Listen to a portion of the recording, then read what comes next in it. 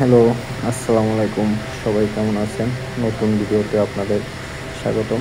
আজকে দেখাবো ঢাকার মধ্যে অন্যতম একটা সুন্দর আবাসিক এলাকা, সেটা হলো বসুন্ধরা আবাসিক এলাকা। এই বসুন্ধরাতে আমার একটা জিনিস ভালো লাগে, ঢাকার সবচেয়ে এখন যেটা মানে সবচেয়ে বড় ডিস্টার্বের কারণ অটোরিকশা বা টেসলা, গরিবের টেসলা। এই বসুন্ধরা আবাসিকের টেসলা নাই, অটোরিকশা থেকে তারা মুক্ত। এবং এই এলাকায় রাস্তাঘাটগুলো সুন্দর। আরেকটা বিষয় হলো এই আবাসিক এলাকায় আপনি পুরা আবাসিক এলাকায় কোনো দোকানপাট পাবেন না। ধরেন আপনি একটা চা খাবেন বা অন্য কিছু খাইতে চাবেন, কিন্তু এখানে পাবেন না।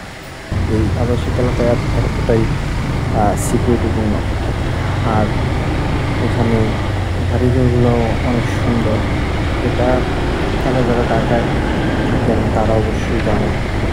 এখানকার রোডগুলোও অনেক ভালো লাগে এবং একটা সুন্দর কোলাহলপূর্ণ পরিবেশ। এখানে গ্যাঞ্জাম, সাউন্ড পলিউশন কম। এখানে বসবাস করার জন্য বা থাকার জন্য